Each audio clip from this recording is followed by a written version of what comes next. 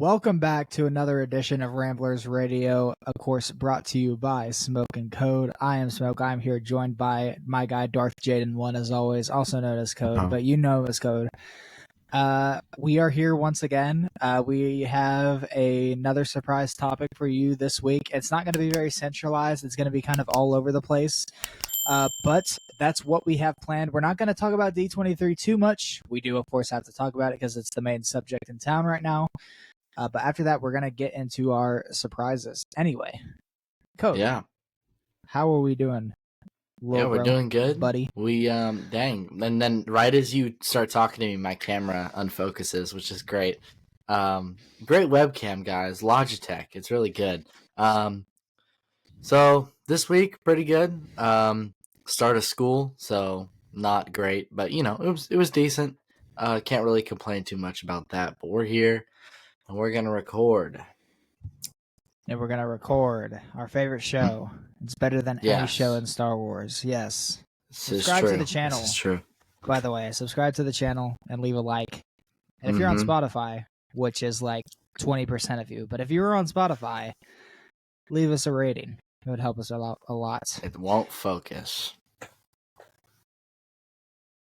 Code, I'm not trying to stare at your red face, bro. Anyways, Code. I know. Anyways, Code. How is the news holding up? Yeah, so I'm trying to do things to get my camera to focus, but we're just gonna deal with it. So as a lot of you guys know, we had D23 this weekend. So a lot of new Star Wars news. First off, the Mandalorian Grogu movie. We got a trailer. There was Zeb in it. There were snowtroopers, AT-ATs. Nothing too crazy, but decent trailer. And a release date of May 2026, which isn't anything not really. I can't speak. Not really anything unexpected. As well as that, we also got announced the Mandalorian and Grogu will have a themed Smuggler's Run ride at Disneyland, which is pretty cool. They're branching out a little bit. Next up, Skeleton Crew has a release date of December 3rd. We also got a trailer for that. It basically looks like a bit of like Goonies or Stranger Things, or like where the kids go on an adventure. And I don't know. I don't really have any expectations for it, so we'll see what happens. Next up, we have Andor season 2, which we tried to combine two shows. Yeah, which has a release date of sometime in 2025. There will be 12 episodes, 4 arcs, 3 episodes each, and each arc will be set a year after the last, leading up to Rogue One, 19 BBY. Or 0 BBY. This show is said to have a wider scope and introduce K2SO and Krennic, which should be interesting. And they're supposed to be killing Bix as well. So do with that what you will. Next up, some of the smaller things. Outlaws releases in 2.5 weeks. We're not super excited for it. If it's great, it's great. If it's mid, it's mid. We're not going to be too butthurt about that. Just a reminder, don't pre-order games in general, but don't pre-order this game because it's Ubisoft. And just don't do that. It's not smart. And lastly, 2 more things here. Moff Gideon and IG-11 are coming to Fortnite, as well as a new Grogu backbling. So for those of you who didn't get the Battle Pass like 3 years ago, there you go. And finally, with my blurry camera, I would like to wish Smoke a happy birthday. He's an unk today, guys. He's very old. Yeah, I appreciate that, Code, Yeah. I've been doing this podcast since I was an unk, and now I am still an unk. But that's okay. We move forward in the unk territory. Oh, there it goes. Soon enough, Code will join me in the unk realm. In the unk realm. Okay. Oh, we also got a coconut popsicle, guys. It's pretty good. Brother, we do not care. Anyway, only other news segments. There was a Lucasfilm animation panel at D23 today. but they didn't announce anything. My thought was that they were going to officially announce the leaked Clone Trooper show that is likely to take place after the Bad Batch. But they did not do that. Of course, that's probably still like in the works somewhat. They don't really know. They have to, figure out production team and like casting and whatnot. So they only have to cast one guy. Yeah, and then D. Bradley Baker. For those of you who are still in possession of ancient technology, and by that, I mean those of you who still play gosh dang video games on a PlayStation 4 or Xbox One, you will be able to play Star Wars Jedi Survivor on September the 17th. Interesting. So, have fun if you're able to have fun with that, because that game is definitely running at 30 frames per second. And it is definitely going to be at 720p at maximum.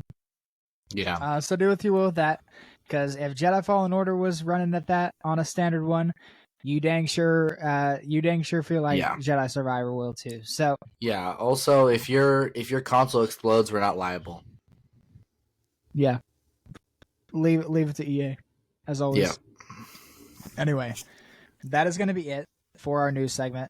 Of course, we had a lot to talk about, but not a lot to talk about that wasn't necessarily expected. We knew all the stuff that was going to be, going on.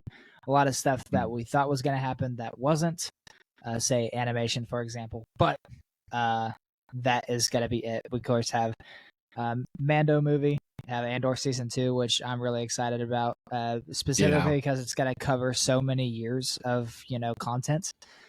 And then Skeleton Crew. It looks like it's going to be definitely a show that appeals more towards the younger audience, which is not necessarily something that the live action shows really do, outside of maybe Mandalorian, I guess. But it'll be an interesting twist, specifically because shows like Andor, Book of Boba Fett, I guess, like they appealed more towards the mature audience. Acolyte did not appeal to any audience, and then we have Skeleton Crew, which is probably going to appeal to a younger audience, but that's no big deal because, of course, you got to have multiple generations of Star Wars fans in order for it to be sustainable. So that's it for that. Anyway, let's get into our main subject today. Our main subject today is something that I've honestly thought of doing for multiple months now. But there were just more topics that I chose to do before it. Code and I are both going to go over some of our biggest Star Wars hot takes. We're each gonna have 5 in total. We will have 10, of course. So, we could talk about how we came to these ideas.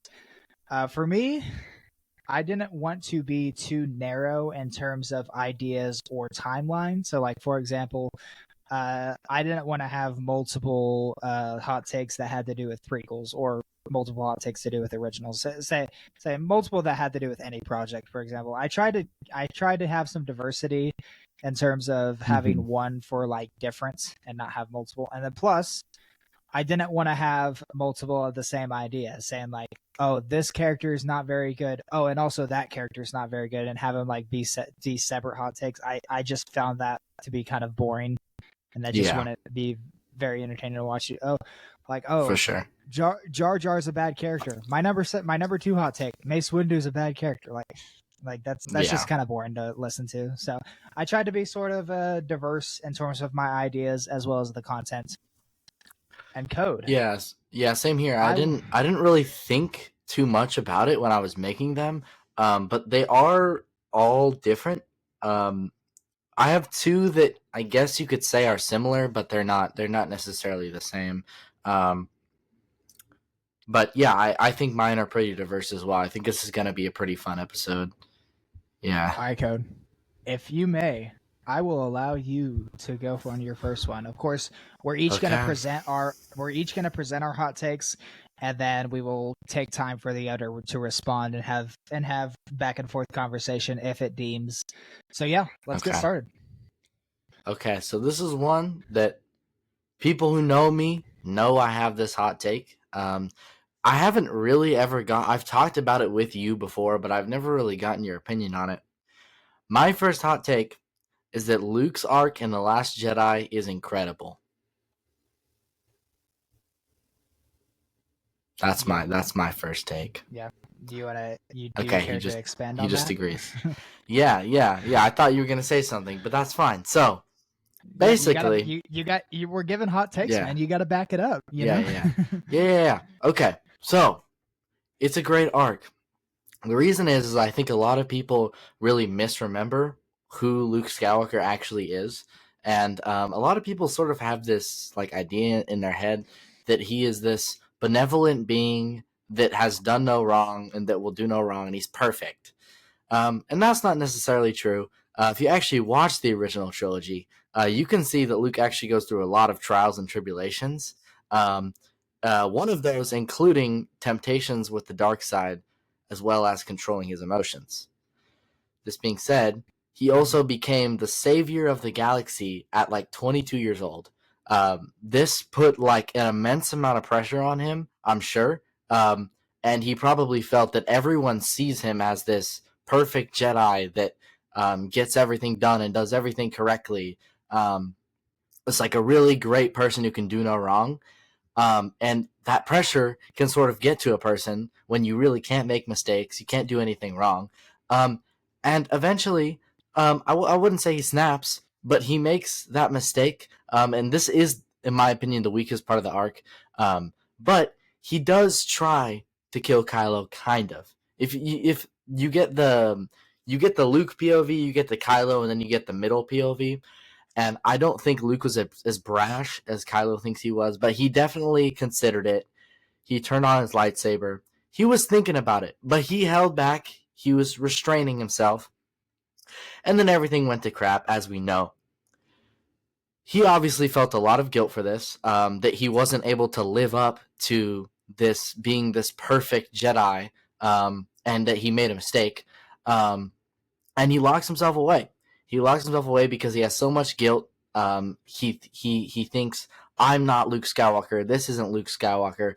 Well, what a lot of the fans were saying. And he goes into exile, full of shame and regret. But eventually, in The Last Jedi, he gets sort of pulled out of his hole. He talks to Rey. He talks to Yoda, and he realizes that I forget what the exact quote is, but we are what we rise above. And he comes to the realization that he needs to man up and basically get over his past and be the person that he wants to be and that people need him to be. And he goes out, and as Rey says at the beginning of the movie, he faces down the whole First Order with a lightsaber, but in the coolest Jedi way possible. He goes out on the crate. He fights Kylo, but he doesn't actually fight him. It's a projection, and he dies saving the Resistance. He distracts Kylo and the Resistance for long enough that the Hope, the Jedi, the light side, it survives another day. And I thought it was really beautiful. And then he dies with the sunset. And that was the most Jedi thing anyone has ever done. It was self-sacrifice. It was peaceful. He didn't lay a finger on Kylo.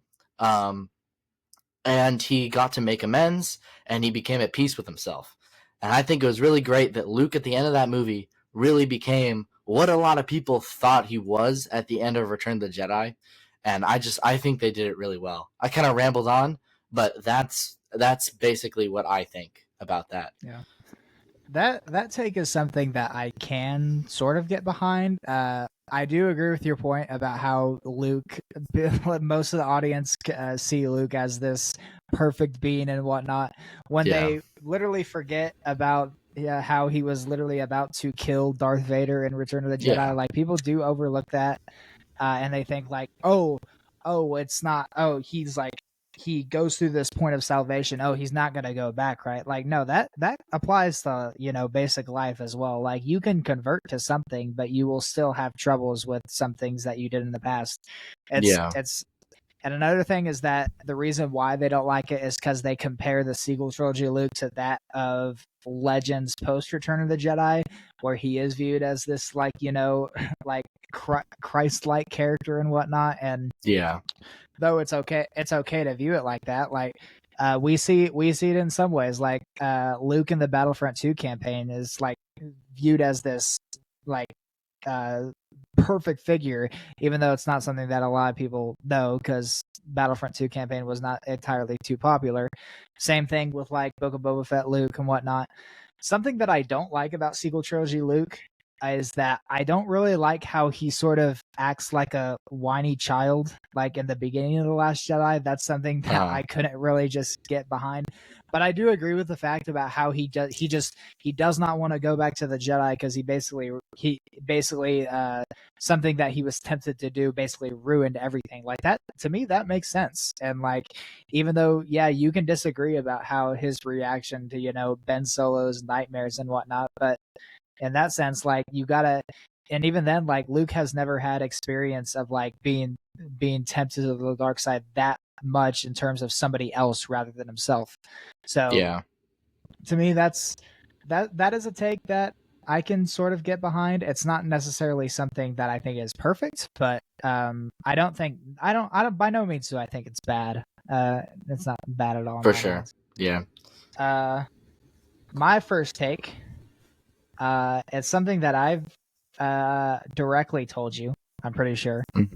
And it is that the Obi-Wan Kenobi series was completely unnecessary. It is completely unnecessary. First off, you can have this sort of storyline about how he goes on a rescue mission and goes back. Like, brother, you could just make him stay on Tatooine. Like, it's okay. The reason why we know he is completely safe, even though, of course, it's obvious that Darth Vader's going to like try to look for him all this time throughout the 20 years that's between Revenge of the Sith and A New Hope. But the reason why we know it's never going to happen is because in some sort of comics, so some Empire comics, Darth Vader says that he will never return to Tatooine after he goes into the suit. Because Tatooine is, it's the planet that's the source of all his trauma in his past life. So he just doesn't want to be reminded of it.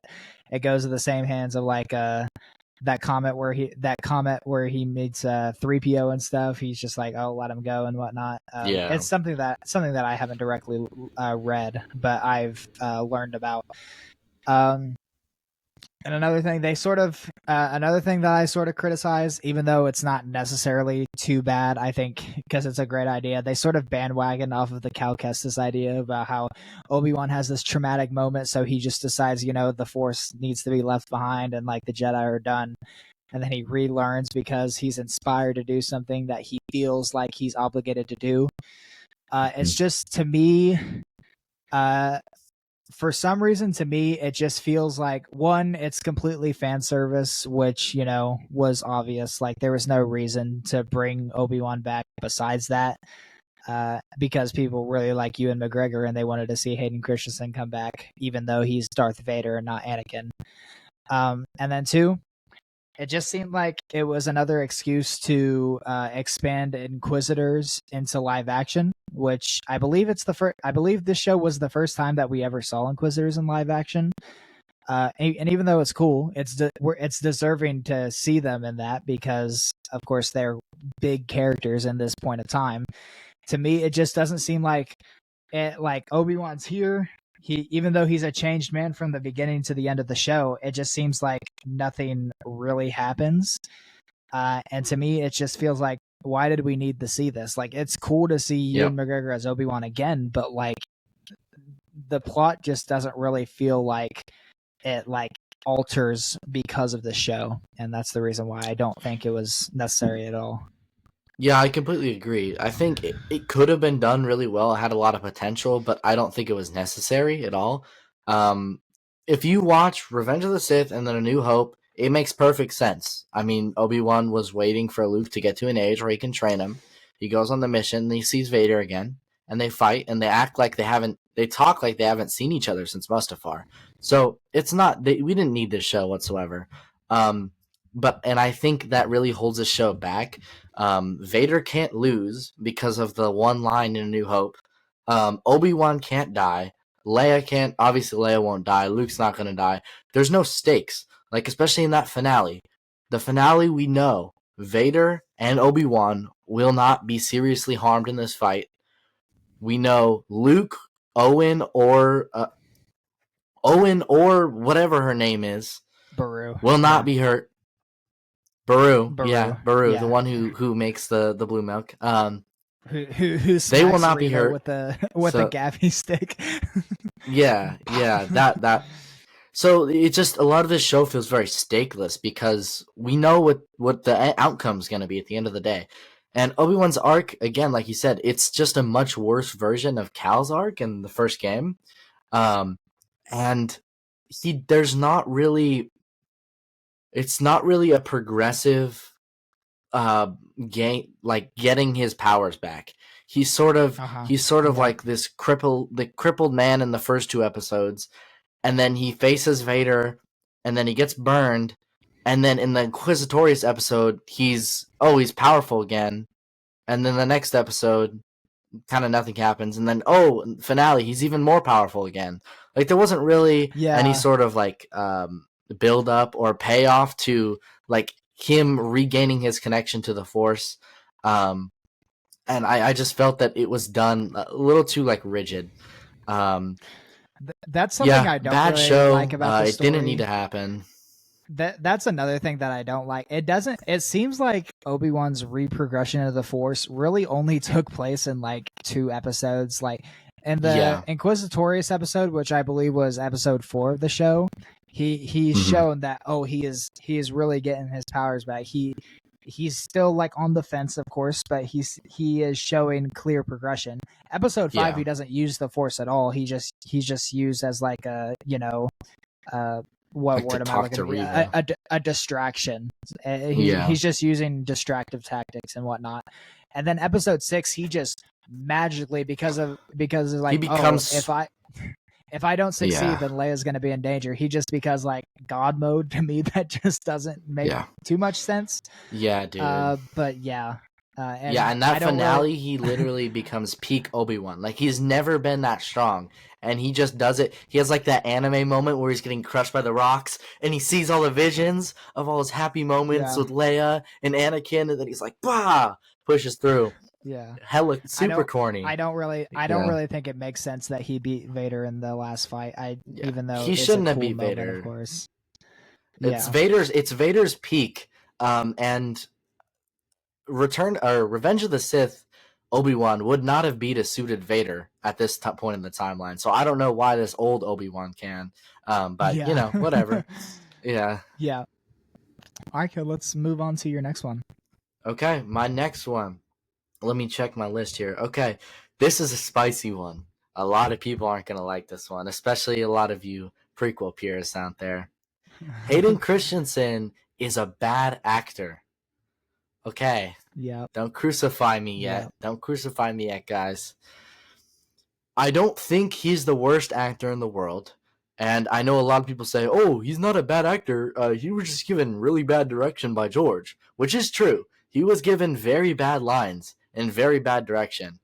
But I've also seen plenty of actors take horrible lines and turn it somewhat serviceable. I've seen actors pull out decent performances from bad projects. For example, Soul in The Acolyte, dude. He went crazy. And he didn't have very much, I don't think. I don't think his story was super compelling. They didn't even reveal it till the episode before the finale. With that being said, I think his performance is mainly bad in Attack of the Clones. Even in the lines that are not like whiny or about sand, he just has this tone about his voice where he's like, it's honestly worse than A New Hope Luke. Like he's super whiny. He always has this like tone of voice like he's superior, and I don't think it's acted well. I honestly just don't think there was good acting. And it's not really one specific thing. I just don't think he's a great actor. That's just my opinion. In Revenge of the Sith, it is a little bit better. Once he starts his fall to the dark side is very rushed and kind of corny without Clone Wars. And I think you definitely see that in this movie. It's really kind of rushed and underdeveloped. Again, sort of poorly acted. But I think once he actually turns dark side and it's Nightfall Vader, I think his acting is actually pretty decent. I think he may have been hired because they're like, yeah, he could pull off a good sad Anakin. That might have been it, because he pulls off a very good sad and deranged Anakin. Towards the end, for the last hour of his movie, I think he's really, really good. But I just think there are so many actors that could have done like the most popular in character in fiction like way better. That's just my opinion. Yeah. In fairness, I think he did such a better job in the Ahsoka series rather than Yes. Attack of the Clones was definitely his first time like branching into this character that just doesn't really fit into like much else that we see in even like mood television, nonetheless pop culture, like this angsty yet like shy and like concluded teenager that just doesn't really have a way with anything outside of the Jedi, and that he feels that he's feeling like, underutilized and whatnot. But another thing that I don't think really helps his case is that they hire Matt Lanter for the Clone Wars, and he just seems like a polar opposite compared to Hayden Christensen's Anakin in the prequel trilogy. Where he's just like, angsty, secluded, like not really necessarily outspoken. And then like Anakin in the Clone Wars, he's very outspoken. He's very like, energetic and outgoing. It just, I don't really have much to say about it. Of course, I'm not attacking Hayden Christensen's skill as an actor. I just feel like, I just don't really necessarily believe that it was a great choice to make the two halves of Anakin just feel completely different from one another. I think bad actor is a little extreme, but I definitely don't think. I think he was really young for this role too, and as he got older, I think like his stuff in Obi-Wan and his stuff in Ahsoka is much better. But I just think during those two prequel movies, I don't think he found his stride yet, and I don't think it was very good. But yeah, that's my opinion on that. I'll move on to my number two. My number two. I don't think this is anything I've like discussed with you yet at all, but I'm gonna share it. Let's hear it. I do not think that Palpatine is that good of a villain. And let me say that the best villains to me, what would you say makes a good villain, Code? For me, what makes a good villain is a good motive that was used against them in the past. We see so many of that. Say Darth Vader, he's known as this cruel and stern guy because in his past he was thrown under the rock. He just wasn't used well. Kylo Ren was basically the same thing. He got betrayed by his old master, so he seeks revenge on him because of the pain that he caused. Same thing with like Dooku. He lost trust in the Jedi, and then it was shown that the Jedi didn't really trust him after Qui-Gon. They felt like Qui-Gon wasn't necessarily necessary, even though we don't really know that. And that's why he ends up turning dark. Same thing with like stuff like maybe Grievous. He's used as this broken character that's lost his self-identity, and now he's just used as a servant. Palpatine doesn't really have a motive of his past. He's just known as a pure evil guy. Has a motive to take control of the galaxy like a standard Sith. There's nothing anything that pops about him. What makes him seem like a great villain for most people is that Ian McDiarmid plays him fantastically.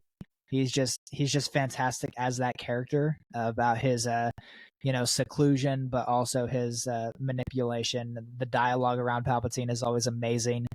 But to me, he's just known as like, that spoiled guy on Naboo that, kills his family apparently. And then and then Plagueis finds him. He sees potential because of his natural hate. And then he becomes a Sith Lord. Of course, the nature of the Sith Lord is they want to rule the galaxy with them on top, not their master. So they decide to kill Plagueis, of course. And then Of course, they never really truly believe in Vader, even though Palpatine knows that Anakin is the key to creating the Empire, going from the Republic to the Empire, because he knows he can't do it by himself. So that's the tool that he uses. He doesn't really see him with much potential past that, but and yeah, I just feel like he's just this guy that just doesn't seek glory for anything else besides himself. He doesn't really have a motive. That's just him by nature, and that's why I just don't think. Even though I think he's a good villain, because I think he's portrayed really well, I just wouldn't put him over like the Vaders, the Dooku's, the Kylos for me. I just don't really see that. Yeah, no, I can get behind that. Again, I don't fully agree, because I think he's good for what he is. And his purpose is to be just the pure evil that corrupts Anakin. And that's really what he is there for. But yes, I've thought about this a lot before. I see why everybody likes him, but I don't really subscribe to it. His motivation is that he is literally just a pure evil being, the culmination of all the Sith passed down so far. His motivation is just to take over the galaxy, just to have power. He's power hungry, and I think it works, but I don't think it's great. I wouldn't want it. I want to put this out there. I wouldn't want it to be any other way.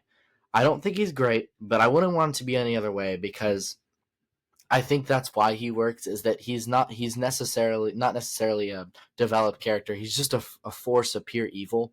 And I like in Acolyte season 2, I hope they don't try to do anything like try to make him some sort of give him some silly backstory where he's all traumatized, an Anakin type backstory.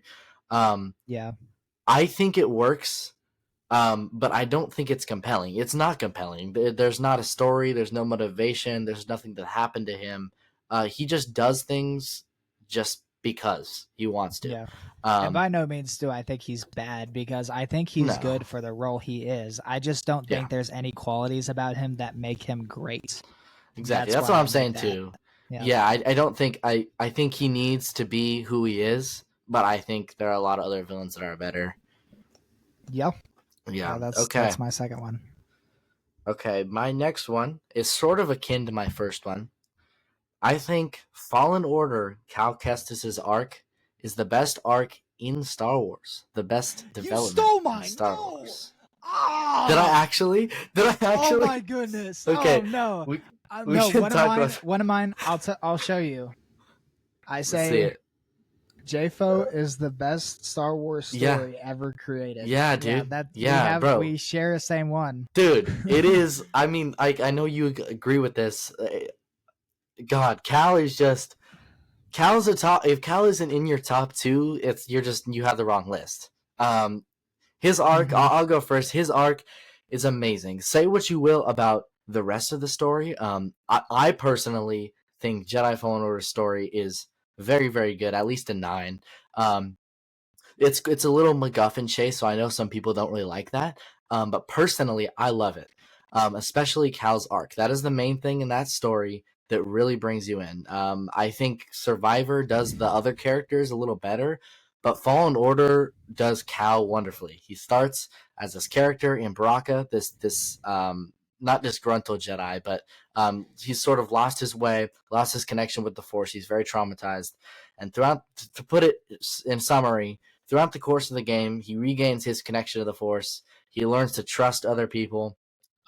He comes to terms with his trauma. I think that second Jero to Paul cutscene is just so good. He comes to terms with everything that happened, and he lets it go. And like he says, like the pain will always be a part of him, but he can grow past it and become a better person and a better Jedi. And at the start of the game, he gets confronted by Trilla, and he's like this broken shell of himself, and she like is so dominant over him. But then by the end, he's completely risen above her, as she hasn't really accepted what's happened to her, but he's come to like full self peace at this point, and he beats her. And dude, His story's so good. That Ilum cutscene too. I don't even care. You can't skip it. I watch that Ilum cutscene every time.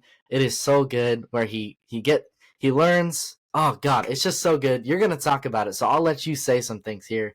It's amazing. Yeah. So we start the story by Cal escaping a dire situation, and he meets these people that he doesn't know he doesn't know if he can trust them or not, but he has to learn that some people are more trustworthy than the Empire. He has to learn how to trust people again, which is something that a lot of people have to deal with nowadays, despite not being in a dystopian environment and whatnot. Even though there are qualities that make them untrustworthy per se. Of course, we see how Grease has bad pass with the Haxian Brood. We see how Trilla doesn't or not Trilla, but Seer doesn't necessarily have a very doesn't have a necessarily perfect background within the Jedi, or specifically after the Jedi. But they know that all three of them, but like what necessarily makes Cal better? His master basically dies essentially because he loses his lightsaber during the escape. So they know that all three of them essentially have a mark on them that makes them flawed, like mortally flawed in a way. But he learns how to overcome all of that. He meets another survivor, Marin. How even though you can be manipulated by other people, even though in the past, of course, how they mention in the past how naturally you can be enemies and whatnot, but if you're having to survive against a greater force that's more powerful than anything you've ever seen, then like you have to learn how to be able to adapt and cooperate and whatnot, and that's what they do. And then at the end, of course, he knows that he just can't give up in anything. Of course, Fortress Inquisitorius, something that he naturally shouldn't be able to survive.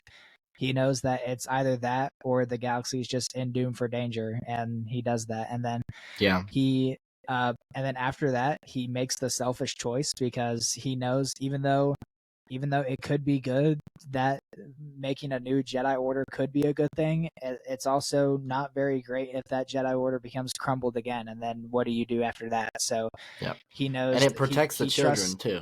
He trusts the Force rather than trusting himself and Seer, which is a great thing to see from a Jedi protagonist, and that's why I think it's just I think it's the best Star Wars story ever. Like I truly do think so. I personally agree with you, dude. Fallen Order is my favorite video game of all time, like no questions. Personally, his arc. No other character has ever come close to the way that Cal has with his arc and his story and his relatability. I mean, the only other character I can really think of that has affected me in a similar way would be like Jim Lake. But apart from that, dude, like Cal Kestis is on the top of my hill of characters. I think his story is just so good, especially in the first game, man. There's nothing to complain about. It's amazing. I'm so happy we have the same thing. That's hella funny. Yeah, and then that third Jedi game is going to bring the heat, just like the first two did. So we'll be ready for that in 2032. Anyway, yeah, exactly. I will move on to my next one because you started off that one. My next one is that I believe that prequel trilogy era content should be shelved for quite a while. Not necessarily forever, because there's a lot of things that you can cover in Star Wars. But I do believe that it should be shelved for a while because we literally had 2 animated shows. Well, mainly one that's 7 seasons long that covers what many fans believe is the most interesting sort of story arc in Star Wars. It's the Clone Wars, or at least the time period rather than the show. They believe, of course, that was the first, canon sort of television show. They did one in 2003, and then Disney decanonized it, and then they canonized this one because they wanted to continue the 7th season because there's just kind of a gap at the end where you just don't know what happens to Ahsoka, you don't know what happens to Rex and whatnot. But I do believe it's just not I'm sort of stuttering on my words. I do believe that post Return of the Jedi plus the time of the sequel trilogy, I do believe needs to be explored more. Because one, before the Clone Wars was airing on Cartoon Network, there were not a lot of prequel trilogy fans that were, adult age. Like not a lot of people liked it because there were so many plot holes in the film. Nonetheless, like they did not like a lot of the acting and stuff. And then what's different about the sequel trilogy? Like there's not really much different outside of the flaws. They don't really like the plot lines. They don't really like the filler gaps that they leave. And I do believe that it deserves more content with that. We are gonna get the Ray film, which is just happening in 2027 maybe. Yeah, We know it's 28. 2026 or 2027, something like that. I think that can branch into more. Maybe we can get another animated show that covers that. And then I know that over the last few years we've been covering the time post Return of the Jedi, which I believe definitely, because after the Mandalorian, in terms of television, there was nothing between that period, that 30-year period. There was nothing that we would be able to watch on our screens outside of comic books and whatnot. So I believe that was deserved. It keeps on getting filled because that's a very long time that you can cover. And then even during the original trilogy, you could cover some of that because despite Rogue One and Rebels, there's no other content that takes place during the time of the original trilogy. It's just either before or it's after. And that's why I just don't think prequels take priority right now. Maybe if you want to make another show, you can make it after Phantom Menace. Maybe that would be a cool idea. About maybe I don't really want to see a center plot about the Senate. Please do not give me that for the love of God. But that's a super opinionated one for me. Yeah, no, I can get behind that for sure. And I like the fact that you brought up the original trilogy. There's nothing really during them. And that was a few episodes back when we actually did Star Wars Projects We Wanted to Happen. I actually put an original trilogy show, which would be ideally in between 5 and 6, or in between 4 and 5, but it could be between 5 and 6 too. I can get behind that. We have a lot of content. When the prequels first came out, there was a huge lack. Then a lot of the kids who liked the prequels grew up, and Disney realized how lucrative it is. So over the past probably 8 years since 2016, we've been getting constant Clone Wars content every year, basically, something around that era. And I think it's a little tired. I think it needs a break. And I think specifically around the sequel area really needs some work. I think if they do something similar to what they did with the prequels and Clone Wars, if they insert a show around the sequels that develops our characters, I think there's a 2-year time gap between episode 8 and 9. I think there's some real potential for character development and storylines and things that can happen that would genuinely make the story a lot better. Yeah. With that being said, I mostly agree with that. I don't think it needs to go away, but I think other things need to take priority. I think basically not really the period between 3 and 4. That's also a little tired, but I think from A New Hope onwards all the way till the Rey movie, I think that should be explored. I think that's a good take. Yeah. So my second to last take is that Kylo Ren is overrated. Listen, Kylo Ren was a very underrated character. Back when the movies were coming out, people were hating on the movies. And then all of a sudden, we all decided Kylo Ren was a top 5 character. I don't know where that came from. All of a sudden, all this Kylo love came out, which wasn't there previously. And so don't get me wrong, I'm not hating on Kylo. I did not say he's bad, I said he's overrated. I think Kylo Ren is a perfectly serviceable character in a mid trilogy. I think he is good. His arc is the only consistent thing in that trilogy, pretty much. It's the only thing that the two directors, Abrams and Johnson, could agree on. For the rest of the time, they were just fighting over what they wanted to do, like little girls. But I think his arc was decent. He goes from he's in the state where he wants to cut off his past and he wants to fully embrace the dark side, but he's struggling because he feels a pull to the light. He cuts off, he kills Han, and that ruins him more. He goes into a spiral, and then Leia dies, or not. Well, we're jumping ahead a little bit, but he tries to kill Leia and he can't do it. He tries to convert Rey. He has sort of his own motives. And in Rise of Skywalker, Leia dies, and he sort of has this moment of realization where hey, I gotta accept the past, yada yada yada, gotta move on. Throws the lightsaber away and puts his old ways aside. I think it was perfectly serviceable.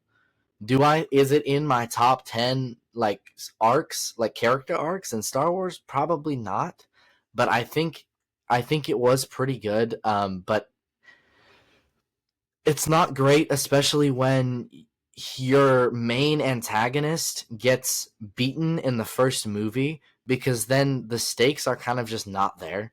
And I think he sort of just becomes, and I get that's part of his character, is that he's like a wannabe Darth Vader and he's not nearly as cool, and he's kind of a loser. I just don't think it's as great as some people say. I think it's good. I've said it over and over. I'll keep saying it. I think it's good. I think his arc is okay. But I don't think it's as amazing or as stellar as some people make it out to be right now. Yeah. Yeah, in terms of his arc going back to the light side, I actually don't even think it's really that good, because throughout the Rise of Skywalker, he doesn't really show much temptation in terms of going back to the light side in the first. And then half, he just randomly turns. All of a sudden, his mom dies from trying to connect with him, just like Luke did. And then he sees his father out of nowhere. It's just like a memory. All of it out of a sudden, like Han Solo's a Force ghost. Whoa, crazy! And then he just decides to go back to the light. I just feel like it was insanely rushed. It's a part of the reason why I'm not a fan of The Rise of Skywalker. I think it's the worst Star Wars film, but I've said that. Yeah, I've said that multiple times on the podcast. But yeah, as far as overrated, I mean, I could see it. Not a lot of people think that Kylo is a great villain. I think he's good, but there's nothing really that puts him over the top. I just think he's a lesser version of Anakin. And then like villains like Dooku and Maul, they offer a different perspective as far as coming to revenge. And then Kylo just doesn't really feel like he's just affected by that much. He just seems like this stern guy that's just there. So. Yeah, dude, I don't know, we're on different TikToks, bro, because, I have a lot of Kylo Glazers on mine. I'll just say that. I got a lot of Kylo Glazers. It's crazy. Yeah. All right, now I will get into my last one, and then, of course, you'll have one more after that. My final one is that the Star Wars community, all in all, react a little too harshly when it comes to retcons. Yes. Let me tell y'all. Can y'all take a guess when George Lucas was retconning himself? He was retconning himself in the prequels from the originals. Did y'all know that? I think you knew that. All right, so yeah, let me give you an example. He was retconning himself. Obi-Wan in Empire Strikes Back. Luke, go train with Yoda, the Jedi that instructed me. No, Qui-Gon instructed you, you doofus. What do you mean? Yeah, that was George Lucas doing. I know. There are so many things that in the Clone Wars movie. Oh, all of a sudden Anakin as an apprentice. Oh gosh, when did George Lucas come up with this? That was a George Lucas thing. That wasn't a Dave Filoni thing. George Lucas was head of the Clone Wars film. He instructed to do that because he wanted to offer a side of Anakin that he didn't really necessarily think he did much of a great job in the prequel trilogy. Retconning in Star Wars has existed literally since the prequels. Maybe even the originals too. You would just have to give me time to actually think of one, because I really can't too much. Because that whole thing of oh, Darth Vader killed your father, Luke, from a certain point of view, though. From a certain point of view, though. Yeah, That's exactly. the thing. Yeah. Yeah. Yeah. Even though of course it makes sense. Like there's some people that think it's like really goofy, and even though some of the acolyte, even though there isn't really much retconning in that show that I don't like, I think that show is miserable because of the writing, the acting, and the dialogue. I think that's part of the reason why. I don't necessarily think anything that retconning, like, there are multiple different scenarios of different cultures viewing the Force as different ways. I mentioned that when we reviewed the Acolyte finale 2 episodes ago, is when I said that, like, there are multiple different ways that people view the Force, but the centralized idea that George Lucas teaches is that it's the center of the universe that controls anything, that binds everything together. That's the centralized idea, but not everybody is trained under the Jedi. Not everybody in Star Wars is under the lens of the Jedi. So how exactly are they supposed to know that, Yeah.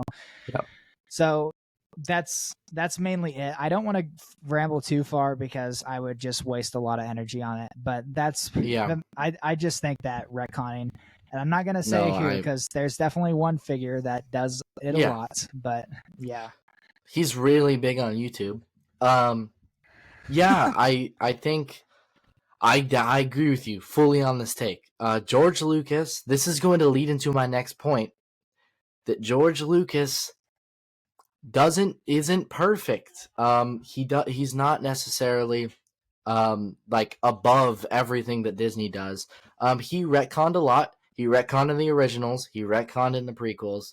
He retconned in Clone Wars. Everything he did, basically, that he had a major hand in, he was retconning. He was just making stories that he wanted to make. So I think especially with Acolyte, Star Wars fans are so quick, without even seeing the full picture of where the story's going, they're so quick to just assume something's a retcon, or assume something is going to be this way, or it's going to be like that. But that hasn't happened in the show. For example, well, this is an example, but retconning example, Mundi. Oh, they changed his birthday, even though it's never explicitly said in the movies. Mundi's birthday was never canon. The misinformation is insane. People got his birthday from the Phantom Menace DVD from like 20 years ago, and somehow that has been misconstrued online into his confirmed canon birthday is like some other time. But that was never said in the movie. That was never confirmed by George Lucas. It was in like the extra tab of, because you know how DVDs used to be super cool and you could look at like extra stuff. It was like a character profile in there of a random DVD. Who cares, dude? Who cares if they change? It doesn't change the story. I think Star Wars fans are they're way too quick to just hop on like hate trends and to just start bashing things without even thinking it through, like how this actually affects the lore. But that's it's awfully it's awfully hypocritical. That's what it comes down to. Yeah, like So that's pretty much all I gotta say. That's all I gotta say. Yeah, I'm not gonna bash into it more. Yeah, so my final point is that George Lucas is not Jesus. So, this is a hot take to a lot of you guys out there. A lot of people are out here saying that George Lucas can do no wrong. He's a perfect human who wrote 6 10 out of 10 movies and a 10 out of 10 Clone Wars movie. True. I think personally, I think the only perfect things that he made were the 3 originals. And I think George Lucas is great at coming up with ideas. But what he needs is not necessarily studio, but people to put him in check. For the originals, he had writers, he had other directors, and he had people sort of guiding his ideas somewhere. But for the prequels, he said, nah, frick that. I'm doing everything myself and no one's going to tell me what to do. And that's why everything got crazy. Like the plot lines, the retcons, the dialogue, A lot of the very iconic lines from the original trilogy are from the actors telling George, no, I don't want to say that. I'm going to say something different because your dialogue is so bad. Like, for example, the Han Solo, the I love you, and then I know. George Lucas wrote him to say, I love you too. But Harrison Ford was like, nah, you're a horrible writer. I'm going to say, I know. Because that's what Han would say. Han would say, I know, because he doesn't follow the rules. True. As well as there's a few Luke lines in there that also have that same thread. I think to round off this point, as well as not writing perfect, as well as not making necessarily perfect projects, he's not like the arbiter of like what Star Wars is. Like other people can't interpret it and make new things out of it. Just because George Lucas didn't made it doesn't mean it's not Star Wars to somebody. Somebody else can enjoy that. And I just think it's really silly when a lot of these number one Star Wars YouTubers come out here and they glaze him. And if we're looking at it from an unbiased standpoint, and we're taking into considerations how things were actually made, I think George Lucas is not perfect. And my last point here is he's not a perfect human either. But I think that's going to be it for our hot takes. Some of them were not hot takes to us, but they are fiery, burning takes to some average Star Wars fans that are average beings. Anyways, with that being said, let's get into our short segment.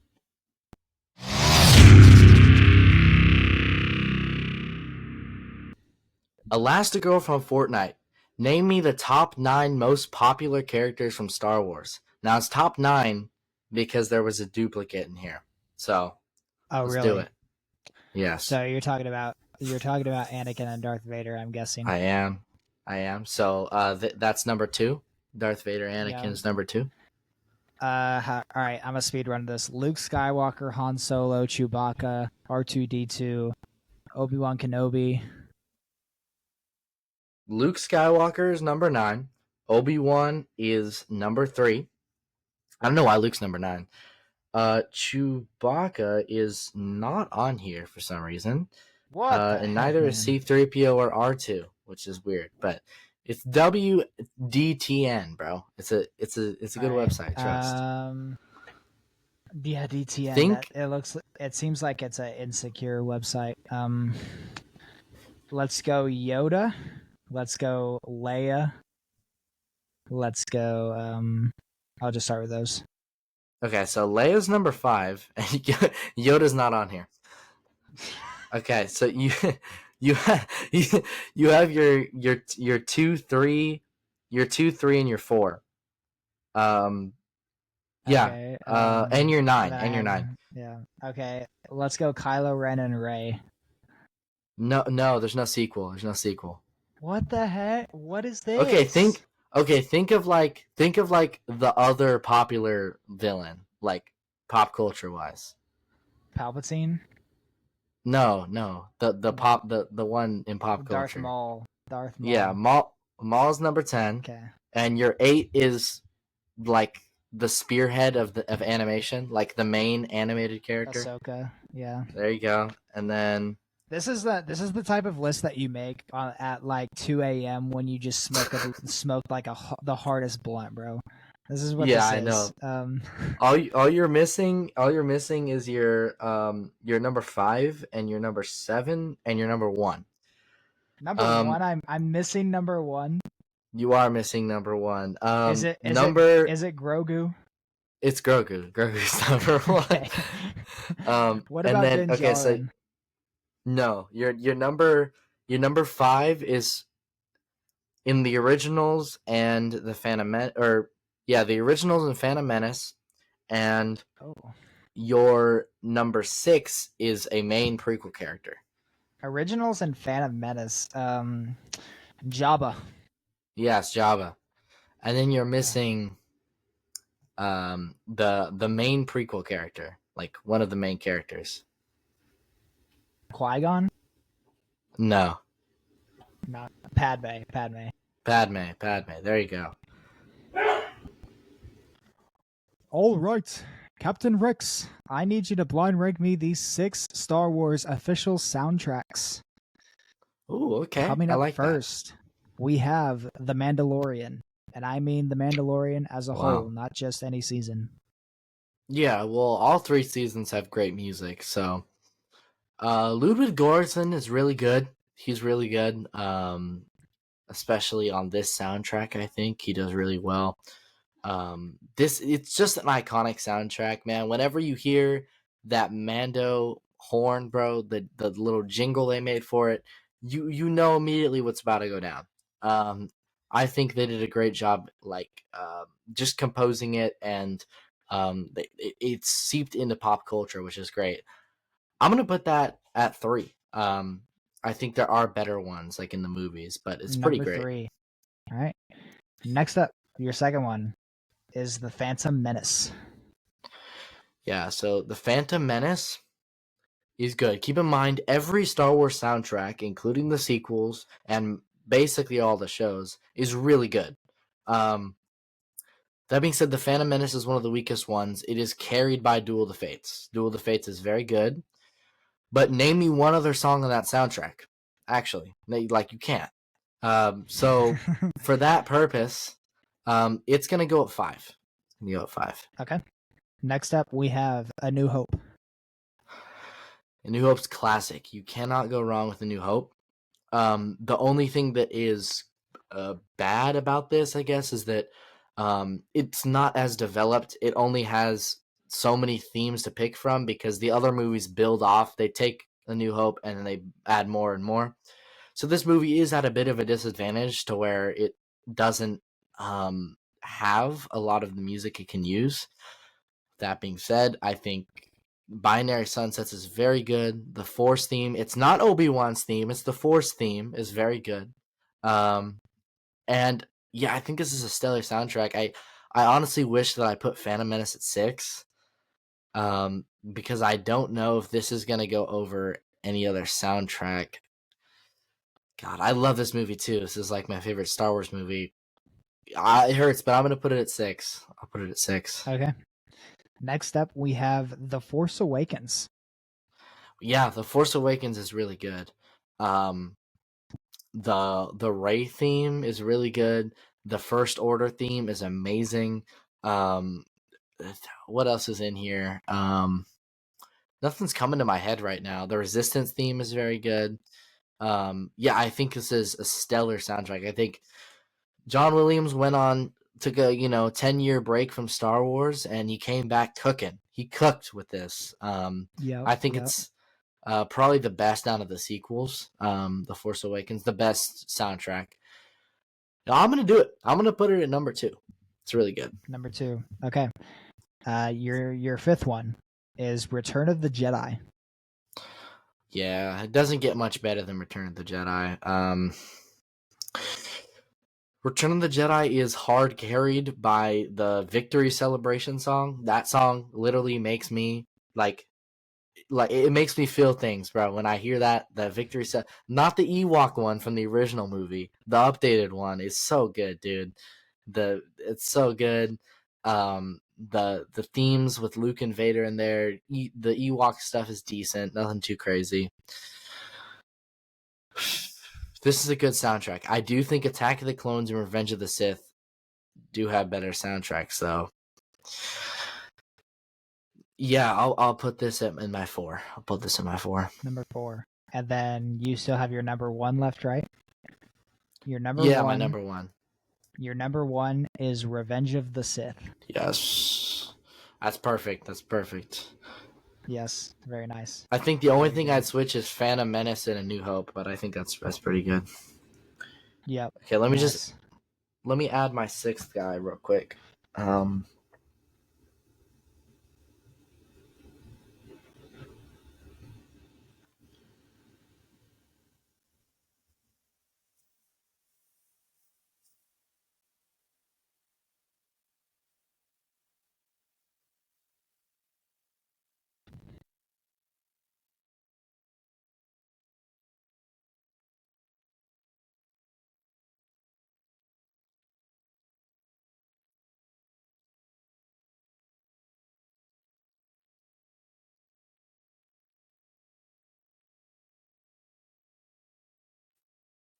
Oh, I'm starting to. Okay, I guess I'll do that one. Okay. Okay, I need to make a nickname. Um.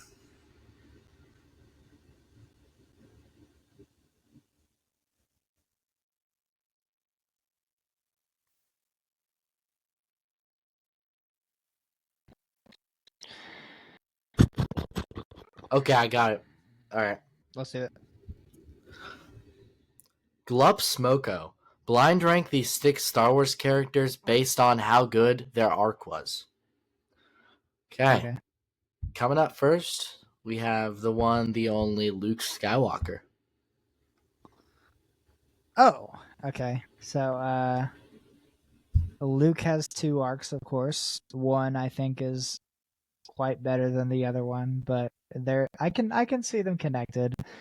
Uh, Luke's arc, I gotta be honest, it feels Just count their entire story. a little disconnected between the original trilogy films, but it's not really big enough to like be able to be noticed like super like super intangibly. Yeah. But I think he's definitely top 3, and I think I will put him at number 3. Okay. Your next up is Ahsoka Tano. This is interesting. Do I think Ahsoka's is better than Luke? Maybe, I guess. I mean, her arc, it seems like just like more maturity rather than just, like developing as a person. Because she has the same morals throughout the Clone Wars and even like throughout her entire life. It's just that maybe she's scared of some things and that she overcomes some things. But I think it's overall pretty good. I'll put it at number 4. Okay. Coming up next, you have Han Solo.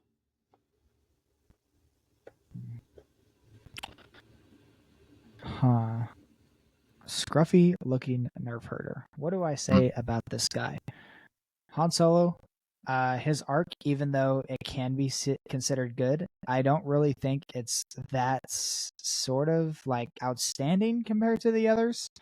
And I do believe that you have like 6 like bangers here, even though some are more bangers than others. I'll put Han Solo at number 6. I think The Force Awakens really did him dirty. But that's besides the point. Your next one is Obi-Wan. His entire Obi-Wan. everything from Phantom Menace to when he to like I guess Return of the Jedi. Obi-Wan to me just it's another one that just kind of just grows with age. Like his arc, his like character growth arc, it doesn't really like exist in the prequels. He kind of just seems like he's a constant character. And even though I said what I said about the Obi-Wan show earlier, even though it does seem sort of rushed and it doesn't seem like it was extremely necessary, so I think it is a number 5. I think it's a number 5. Okay. All right. So I think you have your 2 and your 1 left. If you play these cards right, I think you're gonna have a good list here.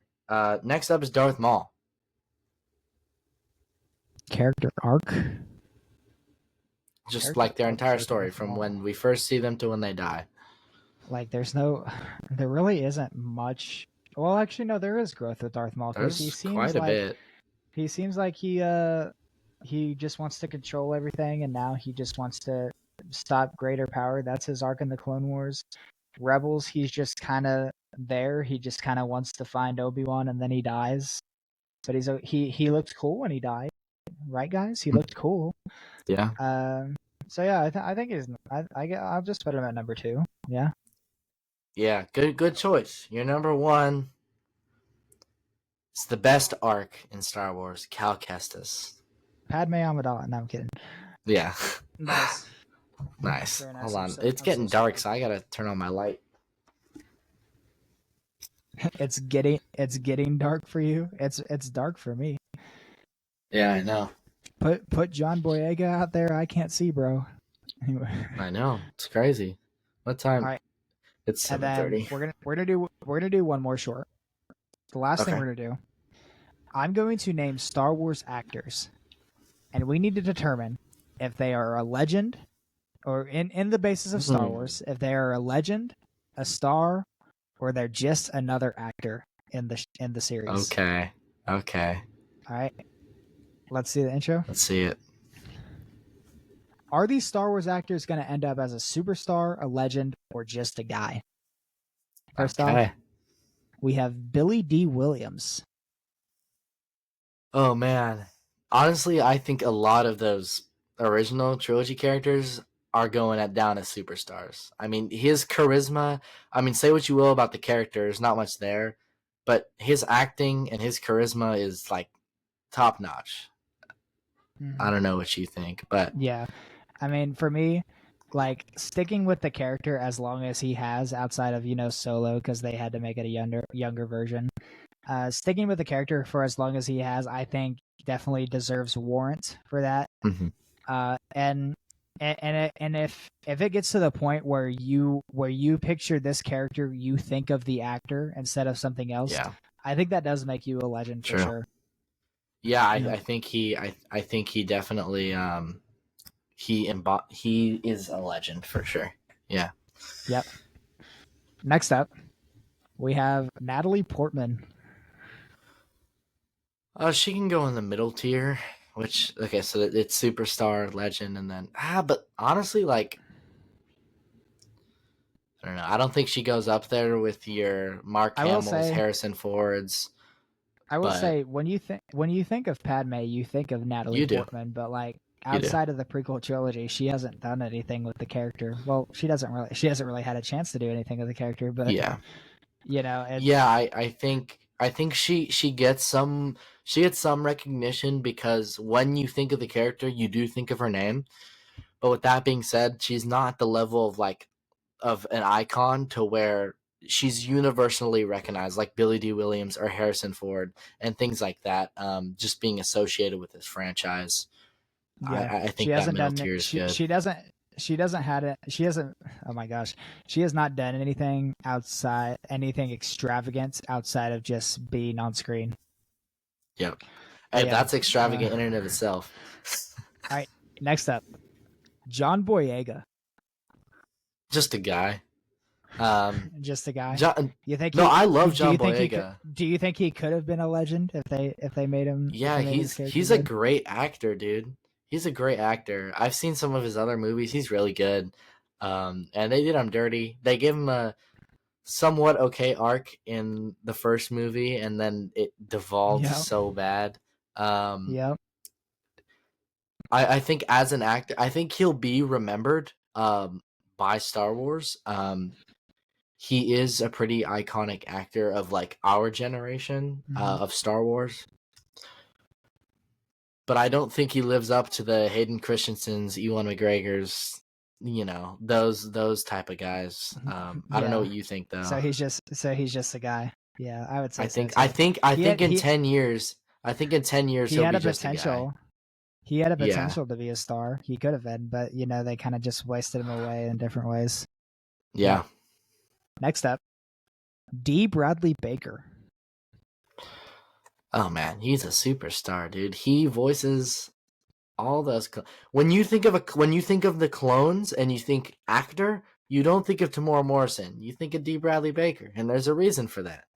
D. Bradley Baker was specifically chosen for the role, for the Clone Wars, to voice like most of the characters in that show. So I think it's pretty amazing. He basically got the Bad Batch, which is basically just a show with him having schizophrenia talking to himself as like 6 different characters. I think it's really great. I think he's top tier, personally. Yeah. What do you think? He's the one that gave the Clone Troopers characters. Tamora Morrison, with all due respect, as good of an actor as he is, he was kind of just the figure for the clones in live action. But D. Bradley Baker, he was the character of the clones. And that's what makes him special. Yeah, Tamora Morrison definitely. And then the Bad Batch on top of it, I think, is what made it extravagant. Yeah. Yeah, Tamora Morrison definitely played the clones as clones. Like, they were identical copies of each other, like the same person. Whereas D. Bradley Baker sort of took the approach of individuality. Yeah. Next up, Adam Driver. Oh, Adam, that's actually hard. Adam Driver. Honestly, I don't think Adam Driver is as iconic is as an iconic Star Wars name as John Boyega. I don't know. You think they're about the same? Oh, but I think Adam Driver as much as John Boyega. You kidding? Dude, me? Yeah, No, I know as an actor, it's different, obviously. But in the Star Wars scene, people mainly talk about John Boyega as opposed to Dan. yeah. I Jeez, mean, I can't even think. Adam Driver. Adam Driver is most notable for saying a word that he's not supposed to say, but that wasn't in Star Yeah, Wars, so we'll let yeah. it slide. I think And his he's performance a as really Kylo good was actor really too. good, It outside of is, his and story not being tremendous. Yeah, his acting is very good. He's also a very good actor. Like in other movies I've watched of him, he also does very great. Um, But I think he was I, given the tools to shine better than John Boyega yeah, was, yeah. I think which he's mid. I I think think he'll be in warrants the him. middle tier. I think it's warrants him for being a star rather than just being a guy. Yeah, You know? that's fair. Yeah, Yeah. he was given And something to do. he ain't coming back to Star Wars, but hey, oh well. All right. Next up, this is gonna be our last one. Sam Witwer. Ooh, that's hard because I think Sam Witwer. I think in the fan base, in the deeper part of the fan base, the more dedicated part of the fan base, he is at that top tier. But I think mainstream wise, I don't think he's quite there yet. Well, I don't know what you think. mainstream. His name isn't brought up, but he also Yeah. voices different. He was Starkiller in Yeah. Force Unleashed. Force Unleashed was Yep. pretty good, pretty big. When you think Yeah. of Darth Maul, you think of Sam Witwer. You don't think of Peter Serafinowicz. You don't think of Peter Yeah. Serafinowicz when you think Darth Maul. Yeah. At last you will have a revenge. Yeah, Goofy. you don't think of them. You think of Sam Witwer because he gave Maul a character rather than just being there in Phantom Menace. And then, to be fair, he also voices Palpatine, I guess, but that's like not even too significant because he doesn't measure up to Ian McDiarmid. So yeah, he voices Palpatine in the projects where they don't get Ian, but yeah, I don't know. I'm down for the top tier, the middle tier. I think he's deserving of either. I think he's a star because his characters aren't necessarily mainstream simply because they're animation. But even though Clone Wars was mainstream for a while, it's in the past now. They care about the present. Yeah. So yeah, that's gonna be it. Okay. Ladies and gentlemen, thank you guys so much for joining us at Ramblers Radio episode 17. We appreciate it. Once again, a quick show. If you guys are enjoying, please be sure to subscribe to the channel, like the episode, and if you're on Spotify, which is not very much of you, but if you're on Spotify, please give us a rating. It helps us out tremendously. With that being said, we will keep you up with the surprise subjects, surprise topics for the next episodes. We will see you all later. See ya. Bye.